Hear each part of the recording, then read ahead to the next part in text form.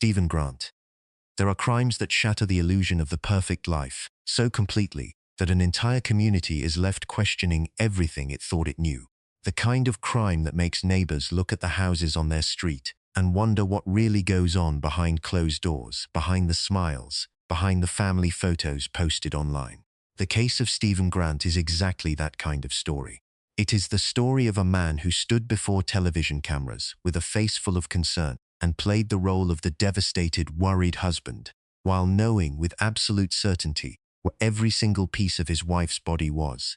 Tara Grant was a successful and driven woman. She worked as a senior executive for a government contracting firm, a demanding career that required frequent travel.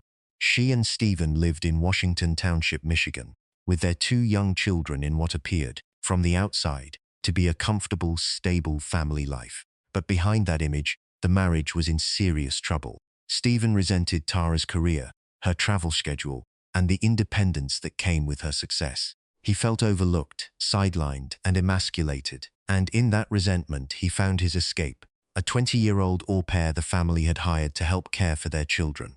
The affair between Stephen and the au pair quietly consumed him. While Tara was away building her career and providing for her family, Stephen was building a secret life inside the very home they shared. When Tara returned from a business trip in February of 2007, the tension between them reached a breaking point. The two argued. According to Stephen's own later confession, the argument turned physical, and he strangled his wife with his bare hands. Tara Grant, 34 years old, mother of 2, died in her own home. What followed was not a man consumed by guilt or panic. What followed was calculation. Stephen Grant moved his wife's body to his father's shop, where he used band saw blades to dismember her remains into 14 separate pieces. He then drove to Stony Creek Metropark and scattered those remains across the grounds, in the dark, piece by piece, as if disposing of something entirely without value. Then he went home, and when Tara was reported missing, he went on camera. His performance in front of the press was one of the most disturbing elements of a story already overflowing with horror. He gave interviews. He expressed worry. He questioned why his wife had not come home. He framed her disappearance as a mystery and positioned himself as the anxious, bewildered husband left behind to care for their children. For weeks, investigators followed leads, searched areas, and treated the case as a missing persons investigation. The community rallied around Stephen. Sympathy poured in, and through it all he maintained the act. But investigators grew increasingly suspicious. His story contained inconsistencies. His demeanor shifted in ways that trained detectives noticed. And slowly, methodically, the focus of the investigation turned toward the man who had been standing in the living room the whole time. In late February of 2007, a partial human arm was discovered at Stony Creek Metropark by a woman walking her dog. It was the beginning of the end for Stephen Grant. As forensic teams descended on the park and began the grim work of recovering Tara's remains, Stephen fled. He was found days later, disoriented and suffering from exposure, in the woods of northern Michigan. He had taken pills in what appeared to be a half-hearted attempt to avoid what was coming.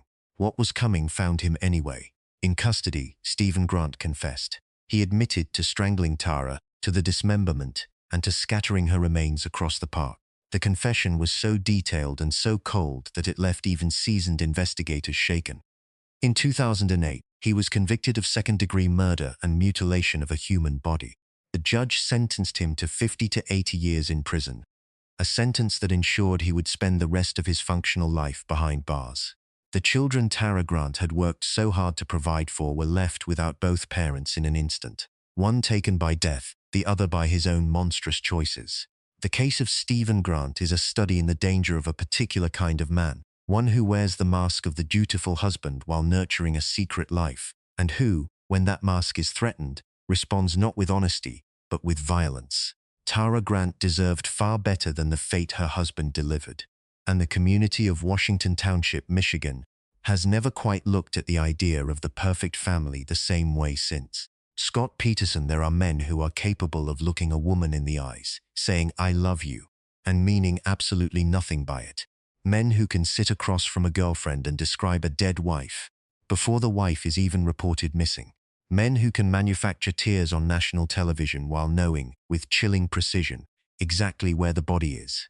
Scott Peterson was that man. And what makes his story so deeply unsettling is not just what he did, it is how effortlessly he did it, with a smile, a confident stride, and the kind of charm that made everyone around him believe he was incapable of the very thing he had already done. Scott and Walshe Peterson were, by every outward measure, the couple that other couples envied. They lived in Modesto, California, in a warm and well-kept home. Walshe was vibrant, warm-natured, and universally beloved by everyone who knew her.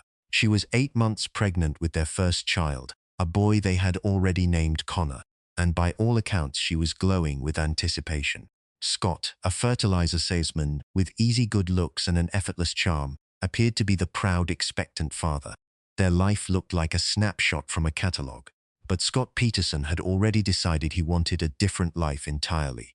Weeks before Christmas of 2002, Scott had begun an affair with a massage therapist named Amber Frey.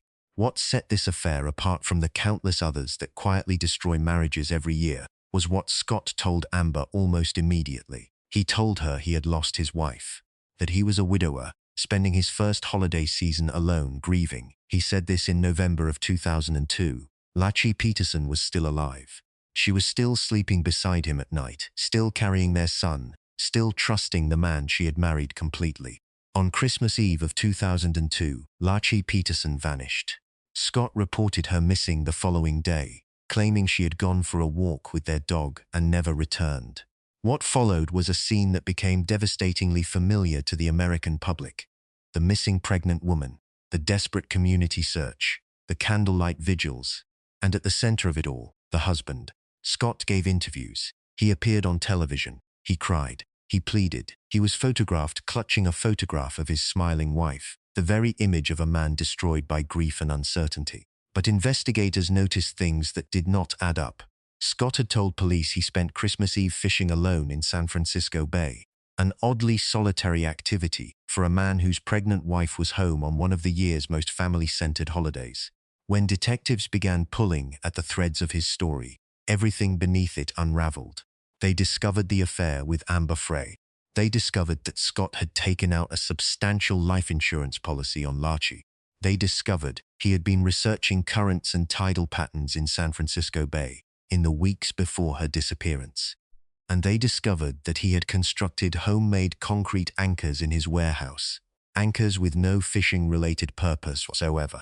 In April of 2003, the unthinkable was confirmed. The remains of a male fetus washed ashore on the banks of San Francisco Bay. The following day, a badly decomposed body of a woman was found nearby. DNA testing confirmed what investigators had feared. It was Walshe. It was Connor. They had been in the water for months, anchored to the bottom of the bay where Scott had deposited them on Christmas Eve, the same night he had told his girlfriend he was a grieving widower. Scott Peterson was arrested while attempting to cross into Mexico. He had bleached his hair, was carrying his brother's identification, and had nearly $15,000 in cash on him. It was the behavior not of an innocent man, but of someone who had been planning an escape long before anyone closed in.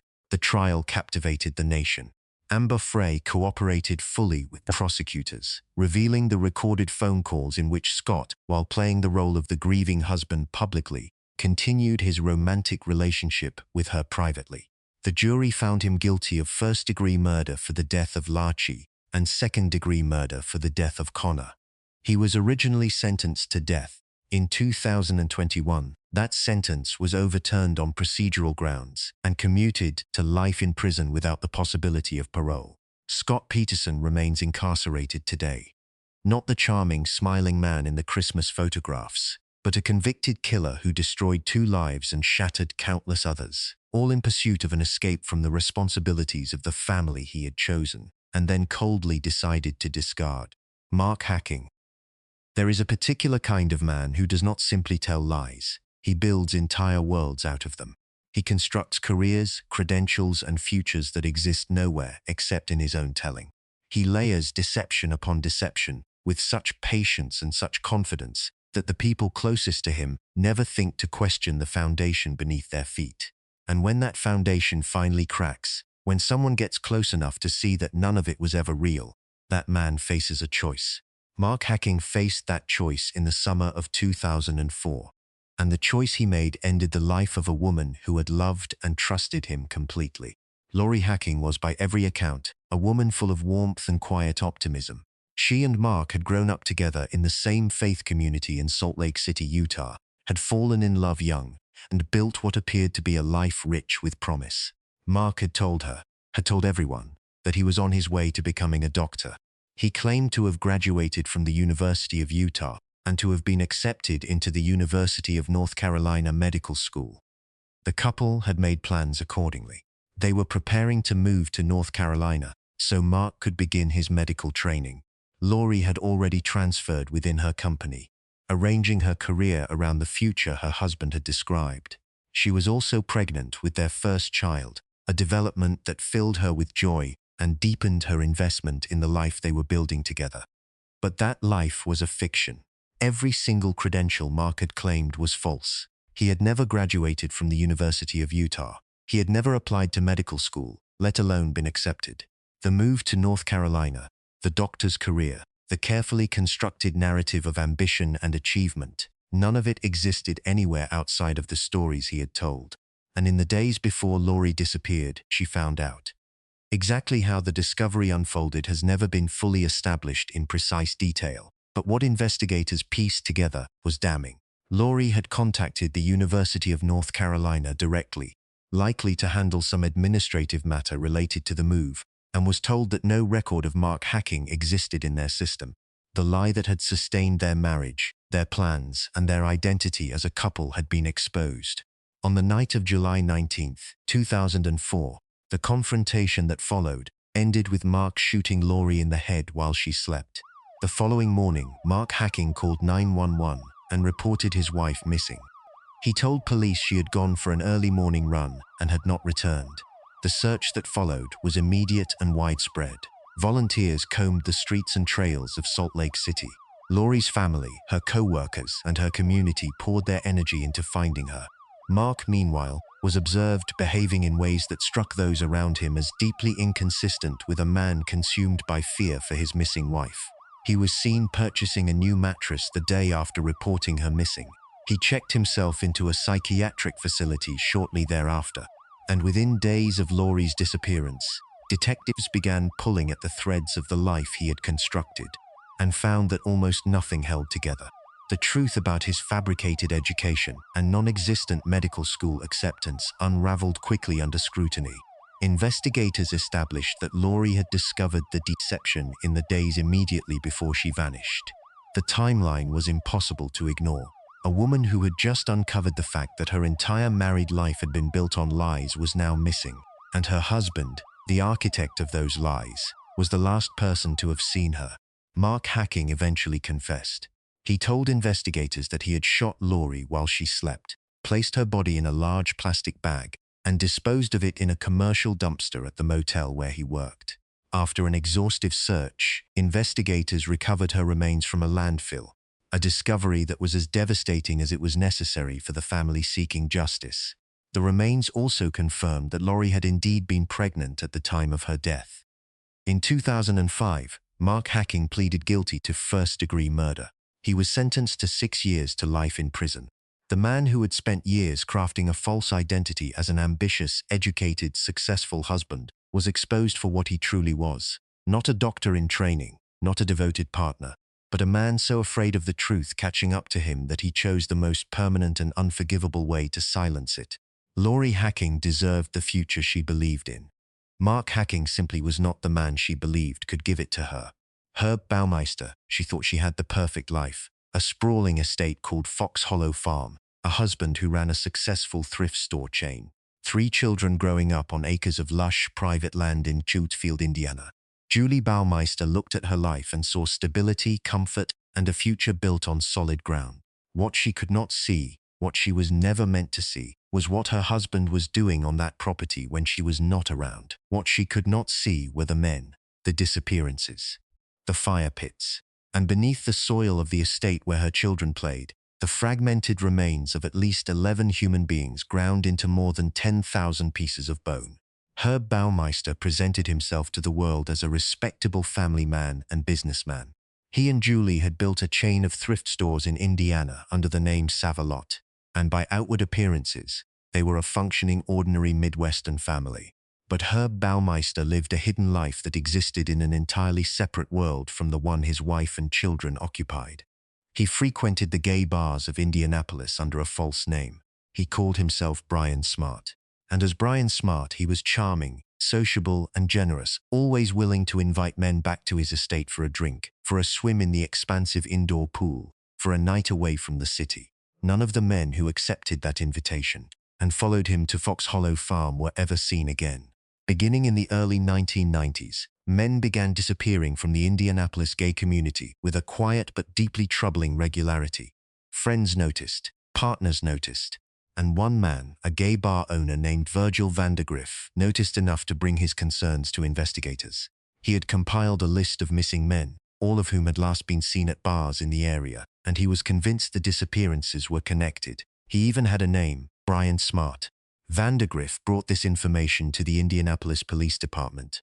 But for years, his concerns were not treated with the urgency the situation demanded. The missing men were gay. The era was the early 1990s, and the response from law enforcement was devastatingly inadequate. It was not until a young boy made a discovery on the grounds of Fox Hollow Farm that the investigation shifted. In 1995, one of the Baumeister children found a human skull on the property and brought it to his mother.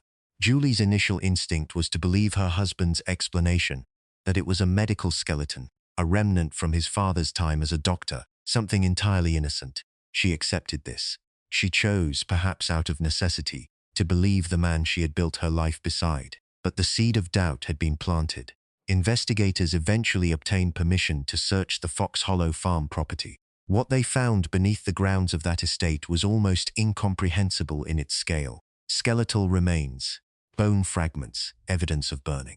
In total, forensic teams recovered more than 10,000 individual bone fragments, the processed remains of at least 11 victims, though investigators believe the true number could be significantly higher. The bones had been burned and systematically ground down using landscaping equipment, the kind of methodical destruction that spoke to not one act of violence but a pattern. A routine that Herb Baumeister had refined over years, carried out steps away from the home where his family ate dinner and his children slept at night. By the time the full weight of the evidence became clear, Herb Baumeister was gone. When he learned that investigators had found the remains and that the net was closing around him, he fled. He drove to Canada, to a provincial park in Ontario, and in July of 1996, he took his own life, leaving behind a note that made no mention of his victims and offered no confession, no explanation, and no mercy to the families of the men he had destroyed. He was never charged. He was never tried. He was never forced to sit in a courtroom and look at the photographs of the men he had lured, strangled, and reduced to fragments.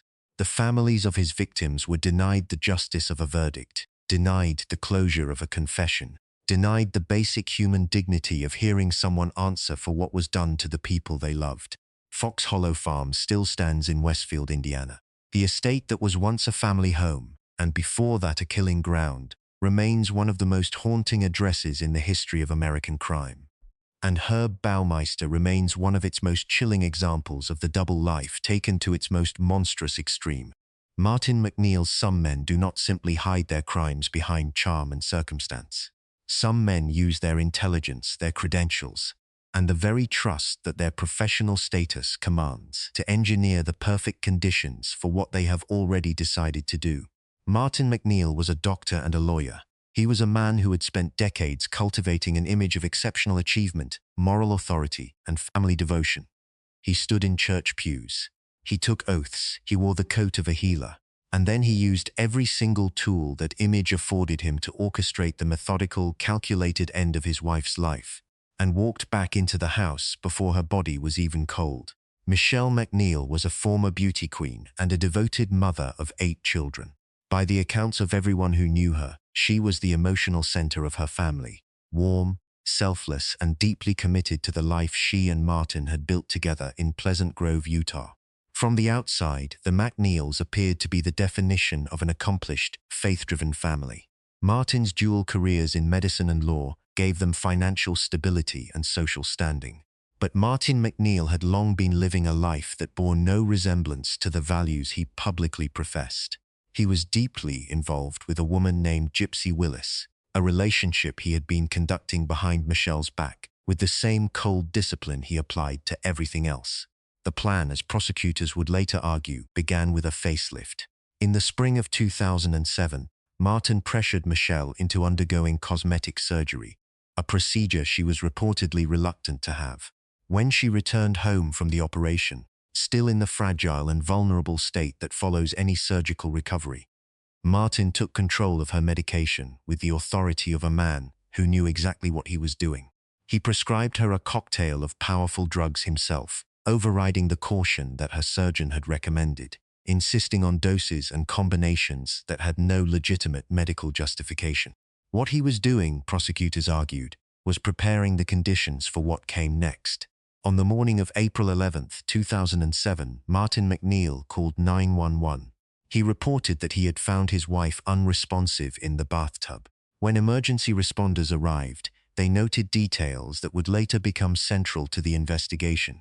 Michelle was found fully clothed in the tub, an unusual detail that Martin's shifting explanations never satisfactorily addressed. Despite his medical training, first responders observed that his attempts to render aid to his wife appeared inconsistent with what a doctor would instinctively do.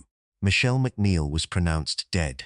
The initial ruling was heart disease, and Martin MacNeill moved forward with the speed of a man who had been waiting. Within 2 weeks of Michelle's death, Gypsy Willis had moved into the family home. Martin introduced her to his children as the new nanny. The audacity of it, the sheer, breathtaking disregard for his own children's grief, for the memory of their mother, for any pretense of decency, was so stunning that it was his own daughters who ultimately refused to let it go. Ada and Alexis MacNeill, two of Martin's children, never accepted the official explanation of their mother's death. Alexis, who had herself gone on to study medicine, was convinced that what had happened to her mother was not a cardiac event but a homicide. She spent years pushing investigators, making calls, demanding that the case be reopened, refusing to allow her mother's death to be quietly filed away. Her persistence made the difference. Investigators took a second look. Former inmates came forward to report that Martin had spoken about his wife's death in ways that were deeply incriminating. The medical evidence was re-examined, and in 2012, 5 years after Michelle's death, Martin MacNeill was arrested and charged with murder. The trial laid bare the full portrait of a man who had weaponized his own medical knowledge against the woman who trusted him most. In 2013, the jury found him guilty of murder and obstruction of justice. He was sentenced to 15 years to life. Additional convictions for the sexual abuse of one of his daughters added further time to his sentence. The man who had built a career on credentials designed to inspire trust had used those very credentials as instruments of destruction. Martin MacNeill never faced the full reckoning of a completed sentence. In 2017, he was found unresponsive in his prison cell and died. A death ruled a suicide, taking whatever remained of his private justifications with him. Michelle MacNeill's daughters never stopped fighting for her. That, in the end, is her legacy. Brian Walshe did not run. He did not flee the state or vanish into the night with a bag of cash and a false identity. He stayed, he attended the vigils. He spoke to the press. He played the role of the confused, cooperative husband whose wife had simply disappeared on New Year's Day, and he did it with a steadiness that on the surface looked like grief. But while Brian Walshe was performing concern for the cameras, investigators were quietly pulling apart the digital trail he had left behind. A trail so staggeringly careless, so almost incomprehensibly reckless, that it would become one of the most damning pieces of evidence in a case already overflowing with them. Because in the hours after Anna Walshe lost her life, her husband did not reach for a lawyer or a plan. He reached for his son's iPad and typed into a search engine the words that would seal his fate. Brian and Anna Walshe lived in Cohasset, Massachusetts, a wealthy coastal community south of Boston. To the world they presented on social media, they were a cosmopolitan, well-traveled couple. Anna was a successful real estate executive, stylish and driven, with a devoted following on social platforms, where she documented her life with their 3 young sons. Brian presented himself as an art dealer with connections to the celebrity world. What was less visible was the reality beneath that image. Brian Walshe was already a convicted federal fraudster. In 2021, he had pleaded guilty to selling fake Andy Warhol paintings, a fraud that should have sent clear signals about the kind of man operating behind the polished exterior. He was under house arrest and wearing an ankle monitor at the time of Anna's death. On New Year's Day of 2023, Anna Walshe was reported missing. What followed was a missing persons investigation that shifted with disturbing speed into something far darker. Investigators began examining the digital activity on devices in the Walshe home. What they found on his son's iPad was not the search history of a grieving husband. It was a documented, time-stamped record of a man trying to solve a problem. Among the searches recovered were the phrases, "How long before a body starts to smell?" "How to stop a body from smelling?" "10 ways to dispose of a dead body," and "How to clean blood from a wooden floor." The searches had been conducted in the hours immediately following Anna's disappearance. From there, investigators followed a trail of purchases and movements. Surveillance footage captured Brian at a hardware store purchasing cleaning supplies, tarps and other materials in the days after Anna went missing. When forensic teams examined the basement of the family home, they found what no family home should ever contain: evidence of blood, biological material, and signs of a violent struggle. A hacksaw was recovered. Investigators traced Brian's movements to a trash transfer station in Peabody, Massachusetts, where, after an exhaustive and deeply grim search through thousands of pounds of waste, they recovered human remains. Anna Walshe had been dismembered with a hatchet, her remains placed in bags and scattered across multiple dumpsters in the area, discarded alongside household trash as though she was something disposable. The details that emerged in the weeks following her discovery were the kind that settle into the public consciousness and refuse to leave. Anna had 3 young children who would grow up without her. She had built a career, a following, and a life that bore no resemblance to the end she met in her own basement on the first day of a new year. And the man responsible had spent the days afterward, not in the paralysis of guilt, but in the active, methodical work of concealment, buying supplies, dispersing remains, and searching the internet for guidance, using a device that belonged to one of his own sons. Brian Walshe was arrested on January 18th of 2023. He was initially charged with misleading investigators, before the charges were elevated to first-degree murder following the recovery of Anna's remains. He has been held without bail since his arrest. His trial, which is expected to be one of the most closely watched criminal proceedings in Massachusetts in recent memory, remained pending as of the time of this writing. If convicted of first-degree murder, he faces the possibility of life in prison without a parole. Anna Walshe was 49 years old. She had spent New Year's Eve with her children. She deserved to see what came next. Instead, the man she shared her life with made sure she never would, and then Googled how to make sure no one found out. Barton Corbin: some men leave a trail so specific, so consistent, and so damning that the word coincidence becomes not just inadequate but offensive. 2 women, 2 relationships, 2 gunshot wounds to the head. 2 scenes carefully arranged to suggest that the women had ended their own lives. 14 years apart, in 2 different cities, with 2 different sets of grieving families left behind to fight for answers that the man at the center of both stories refused to give.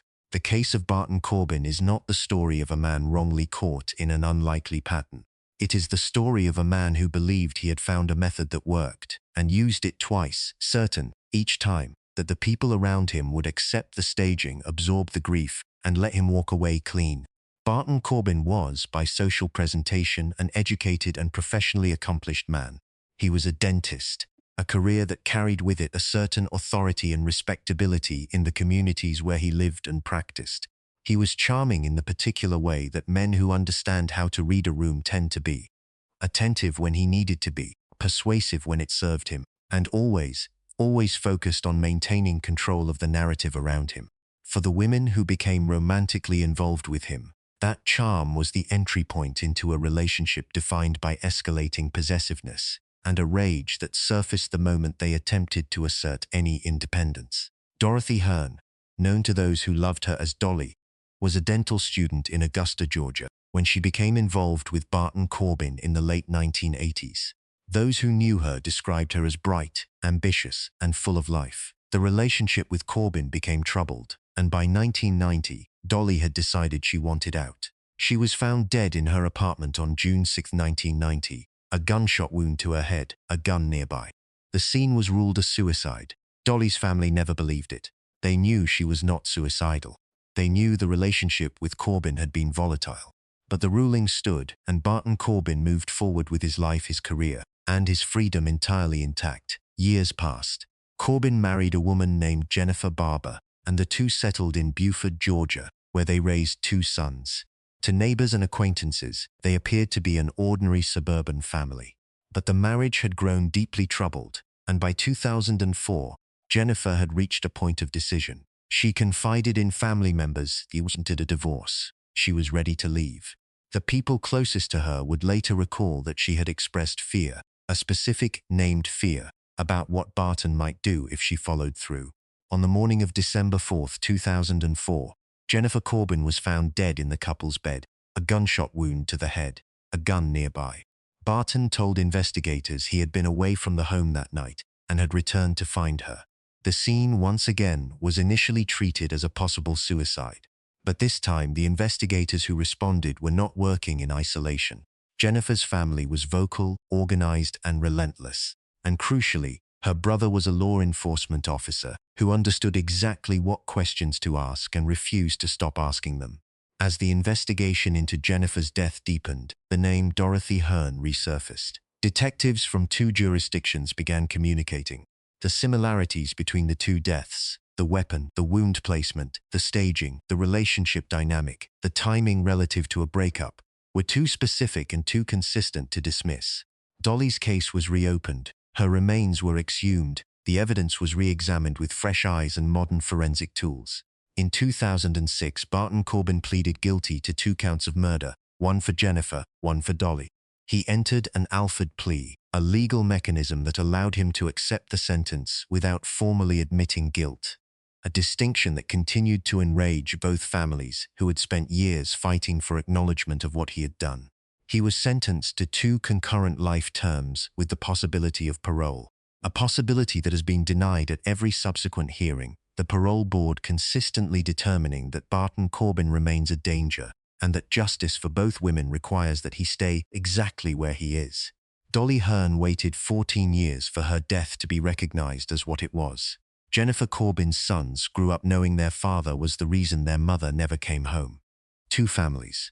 2 lifetimes of grief. One man who thought he had perfected the art of walking away. He was wrong. John Sharp. There is a particular silence that falls over a community when the unthinkable is confirmed. Not the unthinkable of a stranger's violence, not the randomness of a world gone wrong, but the specific, suffocating silence that comes when people realize the danger was never outside the front door. It was inside. It was seated at the dinner table. It was the man the neighbors waved to, the man the family trusted, the man who, on the night he decided everything was expendable, walked into the room where his pregnant wife and his 20-month-old daughter were sleeping, and made a choice so savage and so irreversible that the people who loved Anna and Gracie Sharp will spend the rest of their lives searching for a language adequate enough to describe what was taken from them. John Sharp and Anna Sharp lived in Mornington, Victoria, on the southeastern coast of Australia, in the kind of quiet suburban setting that gives families the feeling of safety and predictability. Anna was pregnant with the couple's second child. Their daughter Gracie was 20 months old, still in the full, luminous bloom of early childhood, still at the age where the world is experienced entirely through wonder. By outward appearances, the Sharps were a young family at the beginning of something. What John Sharp had decided, without Anna's knowledge and without any warning, was that he wanted to be somewhere else entirely. The details of what happened inside that home are among the most disturbing in the modern history of Australian crime. John Sharp used a spear gun, a weapon designed for underwater hunting, to shoot both Anna and Gracie while they slept. He then dismembered their bodies using a chainsaw. The remains of his pregnant wife and his toddler daughter were placed into bags and deposited in municipal garbage bins, discarded in the most anonymous and dehumanizing way imaginable, as though the lives he had taken were simply waste to be removed. What followed was not panic. What followed was performance. John Sharp contacted Anna's family with the information that she had left, that she had taken Gracie and gone, that the marriage was over, that they should not expect to hear from her for a while. When Anna's family, who knew her and loved her and understood with certainty that she would never simply vanish without contact, began to express alarm, Sharp escalated the deception. He fabricated emails, constructing messages written in Anna's voice, sent from her account, designed to reassure her family that she was alive and well, and simply needed space. He maintained this fiction with a deliberateness that required him to think carefully about how Anna wrote, how she expressed herself, what details would ring true to the people who had known her all her life. It was precisely that knowledge of Anna, the intimacy he weaponized against her own family, that made the deception temporarily effective and ultimately devastating to those who had briefly been reassured by words they believed were hers.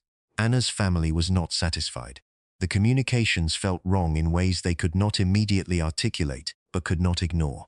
The tone, the spacing of messages, the things Anna would have said and did not say. Something was missing that no fabricated email could replicate. They contacted authorities. Investigators began looking into the disappearance, and almost immediately found that the trail John Sharp had constructed did not hold together under scrutiny. His account of events shifted. The timeline he offered did not align with what could be verified. And when forensic investigators examined the Sharp home, they found evidence that no explanation other than the true one could account for. John Sharp was arrested and charged with the murders of Anna Sharp and their unborn child, and with the murder of Gracie Sharp. The investigation and subsequent legal proceedings revealed the full scope of what he had done.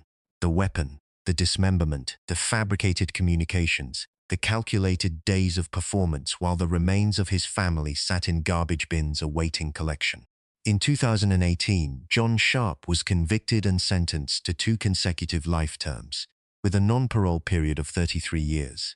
The sentencing judge made clear in his remarks that the nature of the crimes, the premeditation, the violence visited upon a sleeping pregnant woman and a sleeping infant, the systematic deception of a grieving family, placed this case in the most serious category of criminal conduct the court was asked to consider. Gracie Sharp was 20 months old. She had done nothing except trust the person who was supposed to protect her most. That is the detail that does not leave you. Mark Winger. There are killers who are caught in the chaos of their own making.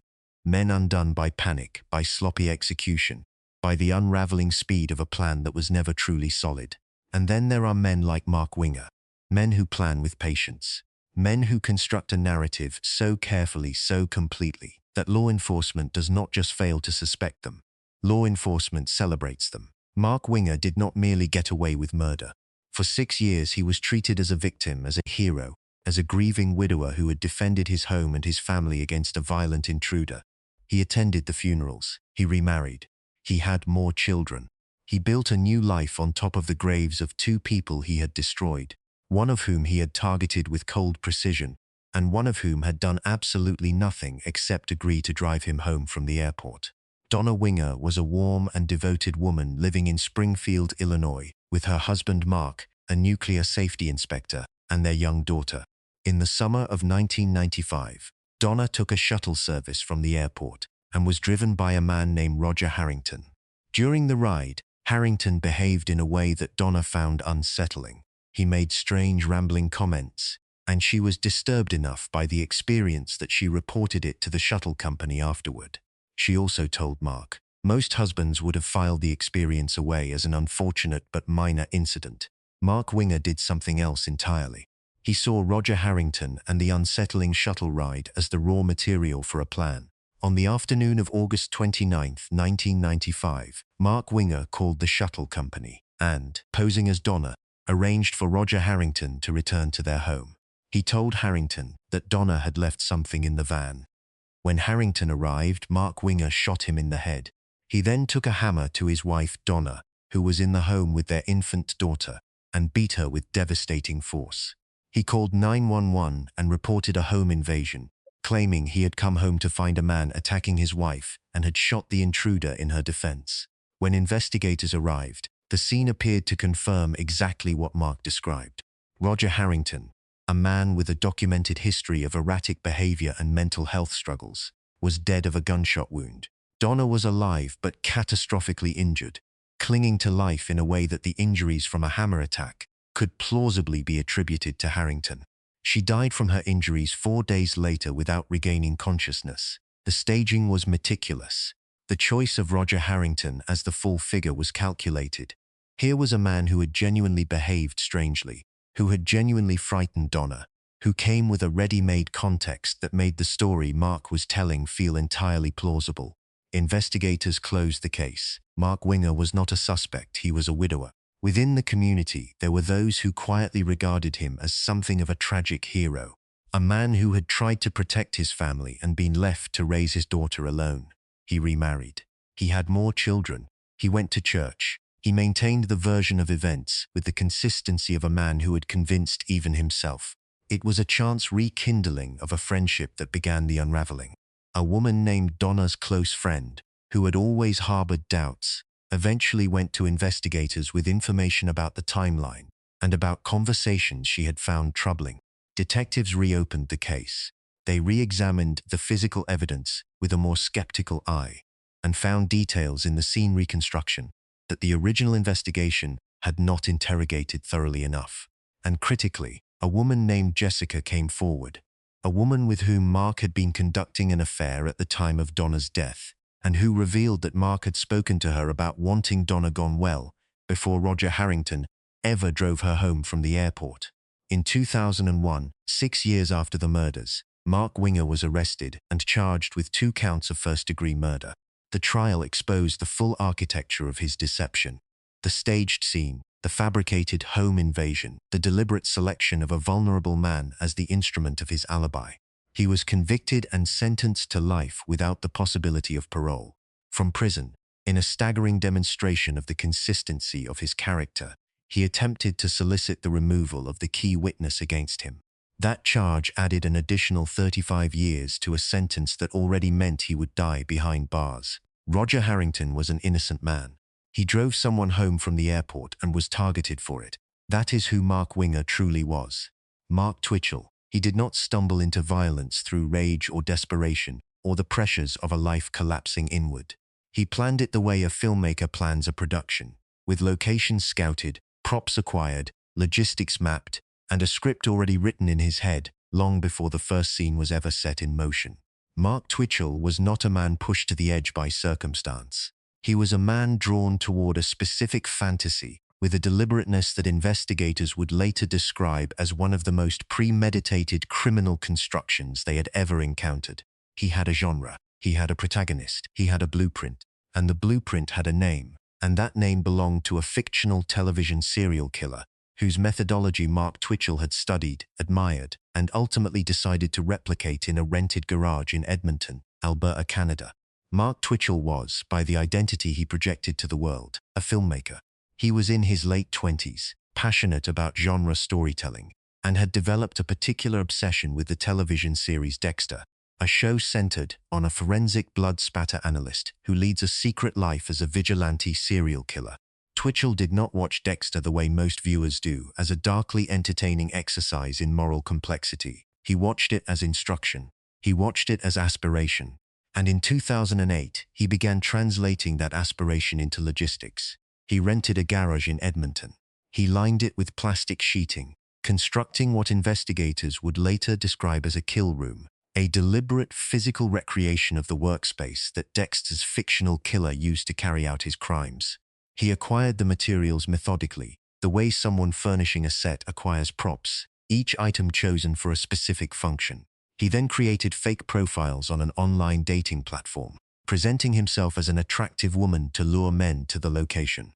His first targeted victim managed to escape after being attacked inside the garage, an encounter that would later become critical testimony. Twitchell, rather than abandoning the plan, adjusted it and tried again. John Brian Altinger was a pipeline inspector in his 30s, a man described by those who knew him as kind, adventurous, and full of enthusiasm for life. He had been using online dating and responded to the profile Twitchell had constructed. On the night of October 10, 2008, John Altinger drove to the address he had been given, walked into the garage, and was never seen alive again. Mark Twitchell murdered him, disposed of his remains in the city's sewer system, and then did something that transformed an already disturbing case into one of the most extraordinary documents in the history of criminal investigation. He wrote it all down. The document, recovered from Twitchell's laptop, ran to 42 pages. He had titled it SK Confessions, SK for Serial Killer. It was written in the first person, in the style of a confessional narrative, and it detailed with remarkable specificity the construction of the kill room, the luring of victims through fake dating profiles, the attack on the first man who escaped, and the murder of John Altinger. Twitchell's defense would attempt to argue that the document was a work of fiction, a screenplay or creative writing exercise, rather than a confession. But the details it contained aligned with physical evidence, with the testimony of the man who had escaped, and with the timeline of John Altinger's disappearance in ways that no fictional exercise could explain away. The document was, in effect, a 42-page signed confession dressed in the language of creative writing. Twitchell was arrested in October of 2008, weeks after John Altinger's disappearance. The investigation was swift in part because of how thoroughly Twitchell had documented his own actions. The rented garage, the plastic sheeting, the fake dating profiles, the digital records, and the SK Confessions document together formed a body of evidence that left prosecutors with an unusually complete picture of premeditation and intent. In 2011, Mark Twitchell was convicted of first-degree murder in the death of John Brian Altinger. He was sentenced to life in prison with no eligibility for parole for 25 years. The judge noted at sentencing that the crime had been planned with a level of deliberation that placed it firmly in the most serious category the law recognized. John Altinger went on a date. He trusted a profile, followed an address, and walked into a garage that had been designed, from the very beginning, to be the last place he would ever enter. Mark Twitchell had written the ending long before John ever arrived.